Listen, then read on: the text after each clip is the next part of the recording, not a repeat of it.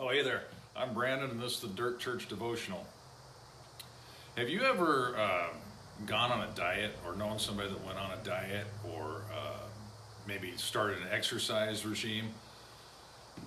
Have you ever noticed after a while, it gets a little bit tiring, but you start out with these great plans. I'm going to get down to such and such a weight, or I'm going to bulk up, or I'm going to do whatever. But over time, it gets a little bit tiring, especially, let's just say you're dieting and none of your friends are, or nobody else in the house is dieting. And so what we'll end up doing is creating a cheat day.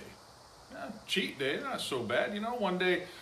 One day a week I'm going to allow myself some sugar, or one day a week I'm going to allow myself some protein or carbohydrates, whatever it is that you are dieting, that you're trying to avoid. You're going to go ahead and you're going to give yourself a cheat day. Or maybe, like I say, you start an exercise regime and you're getting tired of getting up early. So you decide one day a week, I'm not going to get up and run, or I'm not going to get up and go to the gym, or I'm not going to, do whatever it was. That seems like an okay idea. And at first that works out pretty good. But before long, it works out better than you anticipated. So that one cheat day a week turns into 1.5 or 2. One cheat day a week at the gym turns into 3 or 4, and before you know it, you're not on that diet anymore. Before you know it, you're not going to the gym, you're not getting those results that you were hoping you would get, etc., etc., etc. Well, that's okay when it comes to physical stuff. But what about when it comes to spiritual stuff?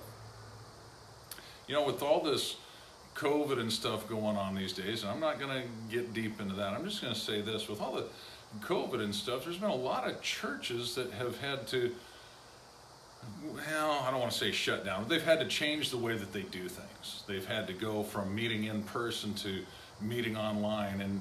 And what that's done, what that has effectively created, was an opportunity for a cheat day for a lot of people to say, you know what?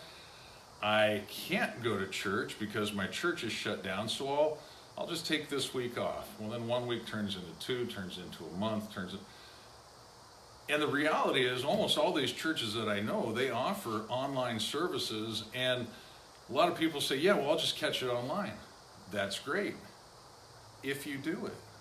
But are you doing it? Are you taking advantage of the opportunity? It's one thing to have the opportunity. It's a totally different thing to actually take the opportunity.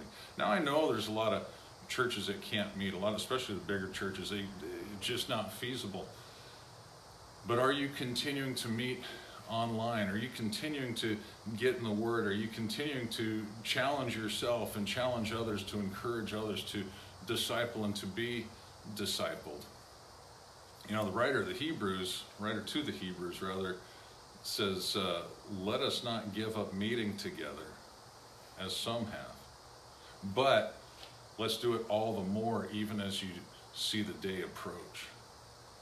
You see, he knew that in the end days, in the last times, not only do we have a tendency to take cheat days, but in the last days, it's going to be easier to take those cheat days. I think we're nearing those last days, and so I just want to encourage you today. If your church doesn't offer in-person services for whatever reason, but they do offer online, start the habit. Go online, and if you can do it when they're doing it live, all the better. Be a part of the worship service. Find some place where you can encourage one another. Find stuff online where you can challenge one another. Be part of a community. You need it. I need it. We all need it. We were created for community. So get out there and do that. And when you start thinking about spiritual stuff versus physical stuff, natural stuff, as I was saying, the cheat days, maybe not such a bad deal when it comes to exercise or diet. Think about this. When Paul wrote to the Corinthians, he said this in chapter 10, whatever you do, whether you're eating or drinking, do it all to the glory of God.